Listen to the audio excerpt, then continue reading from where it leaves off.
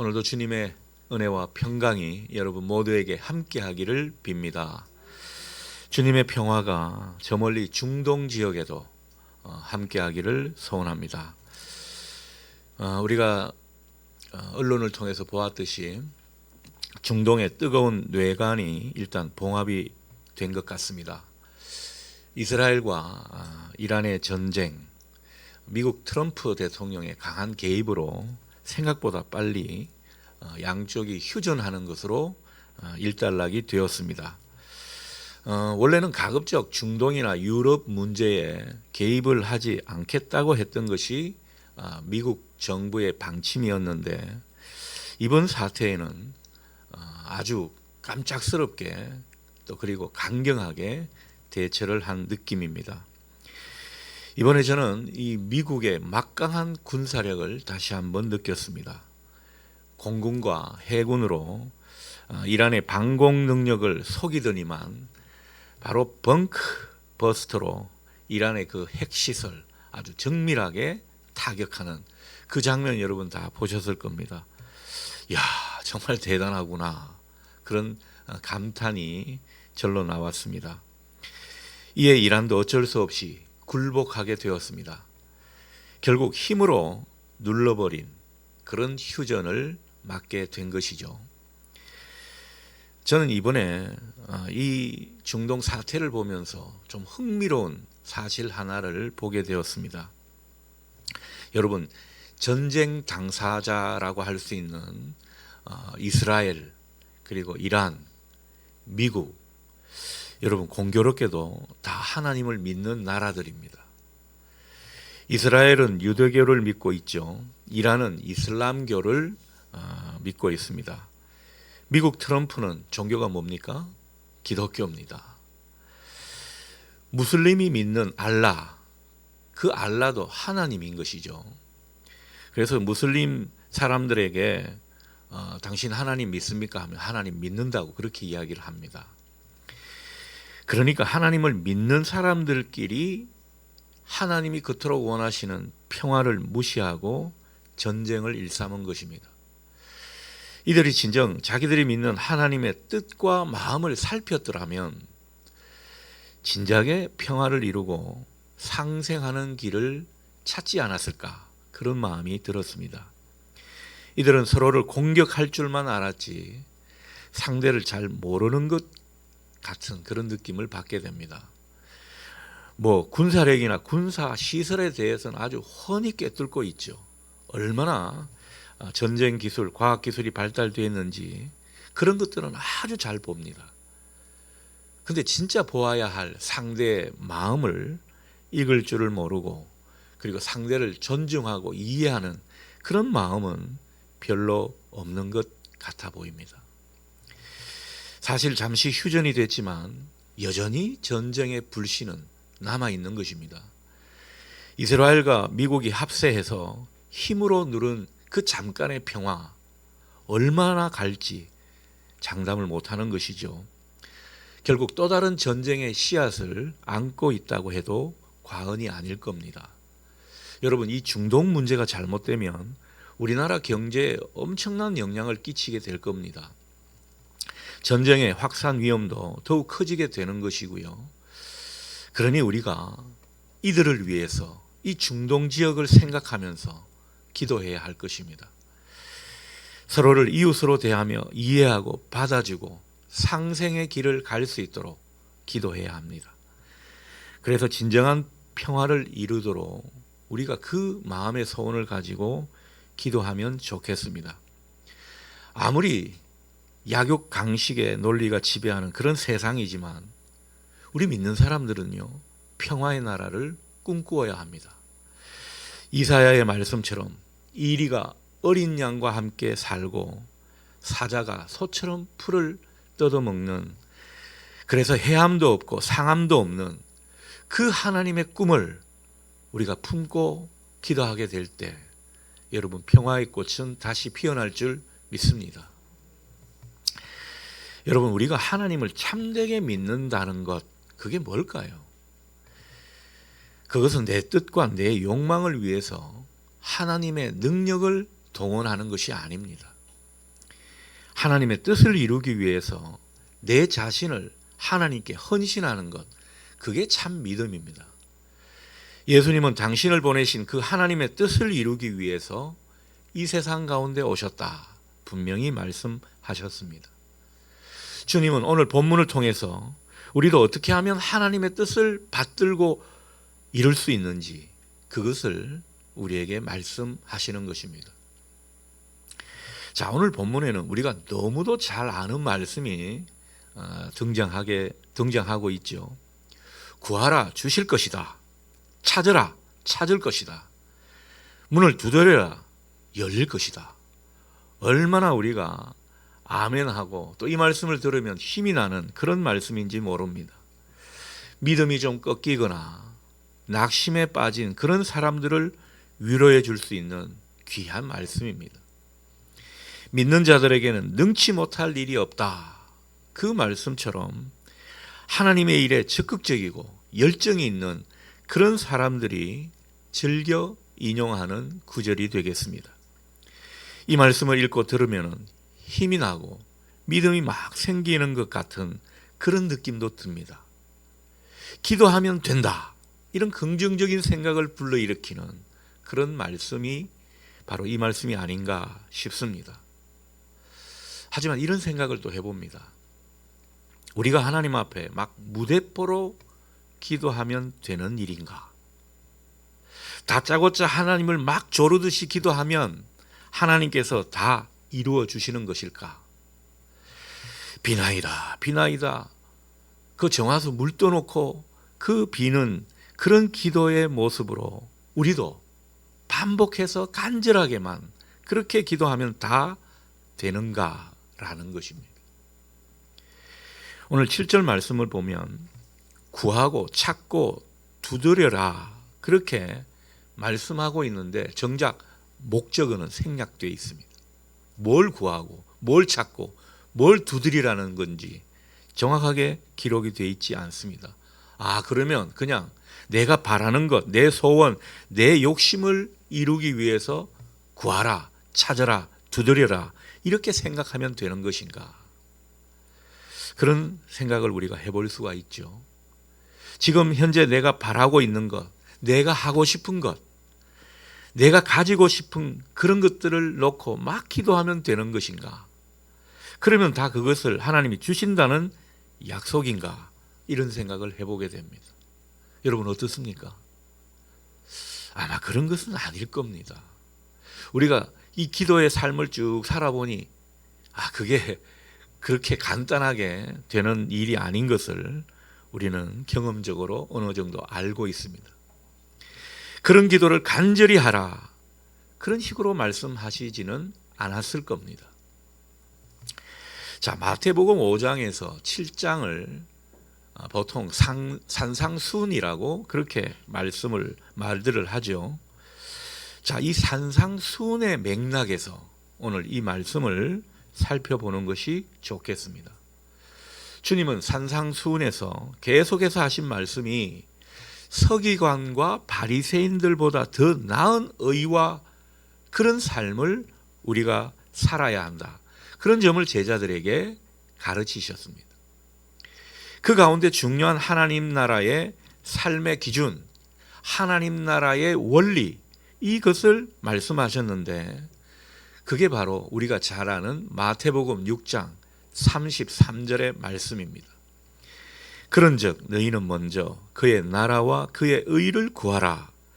그리하면 이 모든 것을 너희에게 더하시리라. 아멘. 얼마나 귀하고 중요한 말씀입니까? 그러니까 7절 말씀은 바로 이 말씀과 연관지어서 우리가 해석해야 하는 것입니다. 자, 그렇다면 구하라, 찾으라, 문을 두드리라, 이 명령의 목적어는 무엇입니까? 무엇입니까? 하나님의 나라, 하나님의 뜻이죠. 그것을 구하라고, 그것을 찾으라고 말씀하고 있습니다. 그리고 오늘 원문을 보면 이 구하라, 찾으라, 문을 두드리라, 이 동사는요 다 명령법 현재 시제로 되어 있습니다. 무슨 뜻인가 하면 계속해서 구하라, 계속해서 찾고 두드리라, 이런 뜻이 되겠습니다. 뭘 그렇게 하라는 거죠? 하나님의 뜻과 하나님의 방식을 계속해서 구하고 찾으라는 것입니다. 이와 관련해서 이 차정식이라는 신약 학자는 이 구하라라고 하는 이 말, 원어로 보면 아이테인이라는 말인데, 이 말에는 질문하다라는 뜻이 담겨 있다고 합니다. 그리고 찾으라, 이것은 제테인이라는 말인데, 이 단어에는 탐구하다라는 뜻이 담겨져 있다고 이야기를 합니다. 여러분, 신앙생활에서 기도가 참 중요하죠. 이 기도 생활이 우리 신앙에서 얼마나 중요한지 모릅니다. 자, 그런데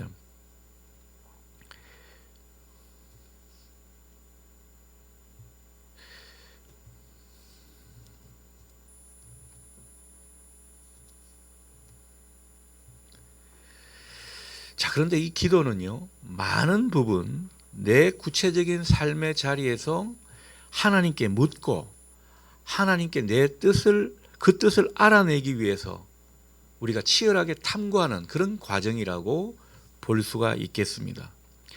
하나님의 뜻을 알기 위해서 우리가 기도하는 것이고요. 그리고 그렇게 기도하다 보면 우리는 하나님의 뜻을 점점 이루어가게 된다라는 것입니다. 하나님은 우리가 여러 가지 삶의 문제 가운데 하나님을 구하고 하나님의 뜻을 찾기를 바라고 계십니다. 하나님은 말씀 속에서, 그리고 우리의 일상의 여러 가지 경험 속에서, 또는 자연을 우리가 거니는 그 모습 속에서, 아니면 사람들과의 그 관계에서 우리가 하나님의 뜻을 구하고 찾고 하나님 마음 문을 두드리기를 기다리고 계신 것입니다. 자, 물론 처음에는 내 뜻과 내 바람, 내 소원을 가지고 기도해야죠. 우리가 처음부터 하나님 뜻을 어떻게 구합니까? 처음에는 다 내 소원을 가지고 기도하는데, 그렇게 기도하는데도 뭔가 하나님과 일치를 보이지 않고 그 기도 응답이 잘 이루어지지 않는 그런 모습이 있다면, 그때는 낙심하지 말고 계속 기도를 이어가는데 어떻게 하라고요? 그 가운데 하나님의 뜻을 묻고 하나님의 마음을 구하라는 것입니다. 그러면 성령님께서 우리 기도를 반드시 도와주시는데, 성령님이 도와주시는 가운데 하나님의 뜻이 점점 우리 가운데 보이게 되는 그런 은혜를 주신다는 것입니다. 여러분, 극장에서 영화를 볼 때 그렇잖아요. 영화 상영이 이제 시작된 후에 들어가게 되면 처음에는 깜깜해서 보이지를 않습니다. 그러다가 안 보이는데도 가다가 넘어지기도 하고요. 근데 이상하게 시간이 좀 지나면은, 그리고 계속 우리가 스크린을 보고 있으면 환하게 보이지 않습니까? 그래서 앞에 누가 있는지도 보이고, 내가 어디쯤 와 있는지도 알게 되는 것입니다. 마찬가지입니다. 우리가 하나님의 뜻을 구하고 하나님 마음을 우리가 계속 찾다 보면 어느샌가 보이기 시작합니다. 보고자 하고 찾고자 하면 결국 보이게 돼 있습니다. 하나님은 성령님을 통해 그 일을 우리에게 하시는 것이죠. 하지만 우리가 너무 분주하고 내 마음이 너무 여러 가지 문제로 막 요동치고 있으면, 우리가 너무 바쁜 일상을 살게 되면, 너무 삶의 문제에 우리가 너무 빠져 있으면 사실 이게 잘 안 됩니다. 하나님의 뜻이 잘 보이지를 않아요. 주님의 세미한 음성도 들리지 않습니다.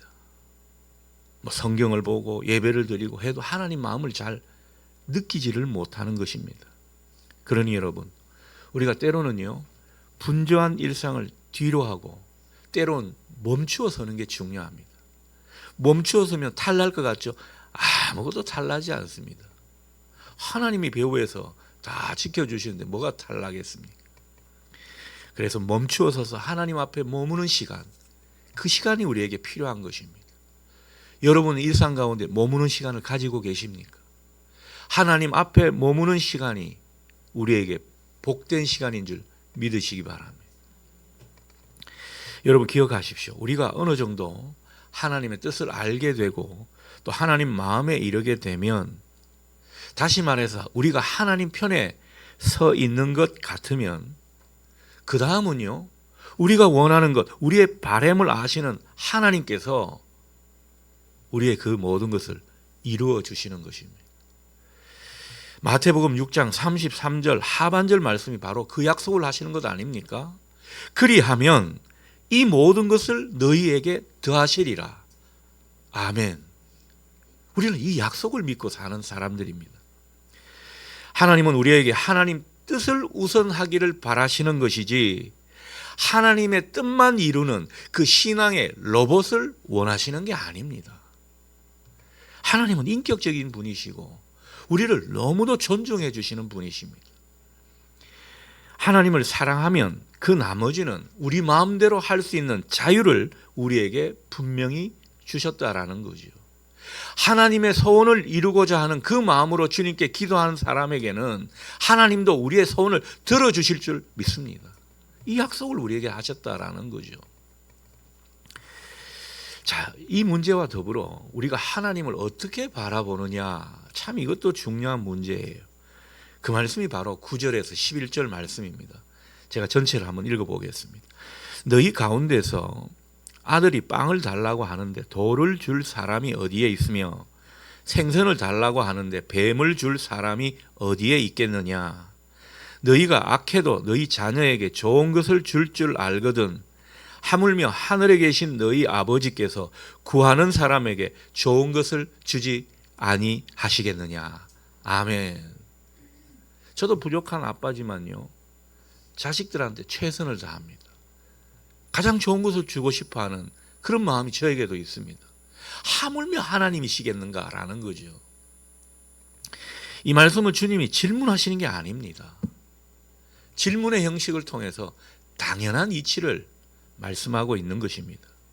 우리가 하나님을 진짜 신뢰하면 하나님 뜻대로 살기 위해 몸부림치면서 우리가 구하는 것 하나님께서 주시지 않겠느냐 말씀하고 있는 것입니다.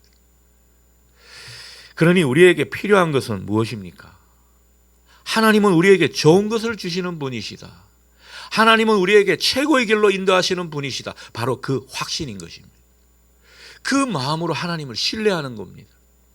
이 신뢰가 우리에게 많이 부족할 때가 있습니다. 여러분, 하나님이 지금 우리 형편, 내 상황, 내 처지 모르시겠습니까? 비록 그러한 상황이 하나님의 징계로 인한 것이든 아니면 의인의 고난, 그리스도의 남은 고난에 동참하는 그런 일이든 그런 것과는 상관없이 우리가 하나님을 신뢰하게 되면 하나님은 가장 좋은 것으로 우리를 인도하게 될 줄 믿습니다. 오늘 이 믿음이 우리에게 필요합니다.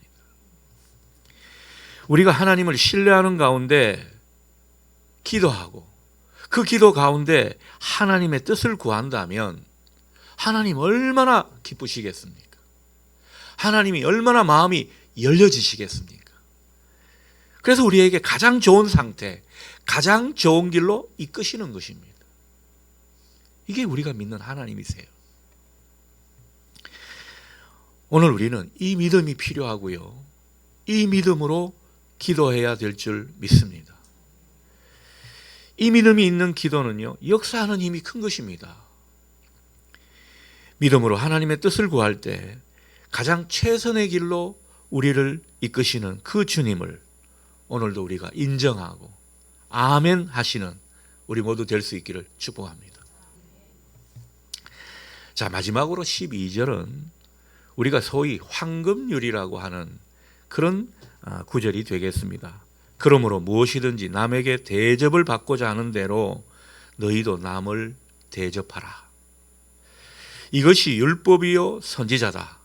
다시 말해서 이것이 바로 율법서와 선지서가 기록한 본 뜻이다. 그런 말씀이 되겠습니다. 원래 이 말씀은요, 힐렐이라는 랍비가 율법을 요약하면서 했던 말, 곧 남으로부터 당하기 싫은 일을 너도 남에게 하지 말라, 이 말에서 인용한 것입니다. 12절은 이 말을 살짝 긍정문으로 바꾼 것이라고 할 수 있겠습니다. 아무튼 이 말씀은 구약의 계명을 잘 요약한 것입니다. 예수님께서는 이 복음서에서 이 구약의 율법의 핵심, 최고의 계명을 무엇이라 말씀하셨습니까? 이 율법학자가 막 이야기하는데 그래 잘 알고 있구나. 그래 율법에서 말하는 하나님의 계명의 핵심이 뭐냐? 최고의 계명이 뭐냐? 이렇게 물었을 때 답을 못하자 예수님이 가르쳐 주셨죠. 그게 뭡니까? 하나님을 사랑하라. 그리고 이웃을 사랑하라. 이것이 하나님이 주신 율법의 최고의 계명인 것입니다. 그런데 이 둘은 연결되고 완성되는 것입니다. 하나님을 사랑하는 것과 이웃을 사랑하는 것이 연결되고 완성되는 것이라고 하는 것입니다. 어제 토요일 소그룹 성경 공부를 하는데 한 권사님이 그런 말을 하더군요. 우리가 하나님을 사랑하고 섬기는 것이 다가 아니라 이웃이나 지체를 사랑하고 섬기는 일도 제대로 해야 이 십자가가 완성이 된다. 그런 말을 하더라고요. 그런 사실 자기가 깨달았다는 겁니다. 공부하는 중에. 이 소그룹 공부 수준이 높죠?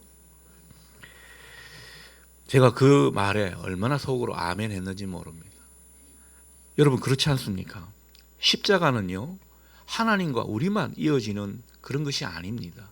사람과 사람끼리 이어지는 그것이 돼야 비로소 십자가가 완성이 되는 것입니다. 사람과 사람끼리 연결되고 소통되는 이 문제를 하나님은 얼마나 중요하게 여기시는지 모릅니다. 자, 그러니까 황금률은 바로 이런 사람들과의 그 관계와 소통을 위해서 하나님이 말씀하시는 율법의 요약인 것입니다. 그러니까 구약에서 말씀하는 이웃 사랑이 뭐냐? 내가 하기 싫은 것을 남이 하지 않도록 하는 것이다. 그것을 말하고 있고요. 내가 당하고 싶지 않는 것을 남에게 하지 않는 것이 바로 이 황금률에서 말씀하고 있는 겁니다. 오늘 성경 표현으로는 내가 남에게 대접받고 싶고 내가 남들로부터 환대를 받고 싶으면 내가 먼저 대접하고 환대해 주라는 것이죠. 이것이 사람 간의 그 사랑의 관계를 이루는 데 있어서 너무도 중요한 원리라는 겁니다. 여러분 요즘 많은 부부가 이혼을 하죠. 또 이혼을 준비하는 그런 가정도 있다고 합니다. 여러분 이혼하면서 한다는 말이 무슨 말인지 압니까? 사랑했지만 헤어질 수밖에 없다. 그런 말입니다. 다들 최선을 다했다고 합니다. 그런데 알고 보면요. 실상을 보게 되면 자기 입장에서 최선을 다한 거예요. 그냥 상대를 모르고 상대가 뭘 원하는지 그것은 상관없이 그저 자기 열심으로 자기 의로움으로 자기 식대로 최선을 다한 거예요. 최선을 다해봤는데 안 되더라. 그러면서 결국 나가 떨어지는 겁니다. 상대를 알아야 됩니다. 대접하고 환대하는 것도요. 내 식으로 해서는 곤란하다라는 겁니다. 우리가 안 믿는 분들을 초청하고 초대하는 그런 어떤 행사를 할 때 어떤 이웃 주민들을 섬기는 일환으로 우리가 행사를 할 때 우리식으로 준비를 하고 우리식으로 환대해서는 안 된다라는 겁니다. 상대방을 알고 상대방에 맞추면서 그 모습이 있어야 한다라는 겁니다.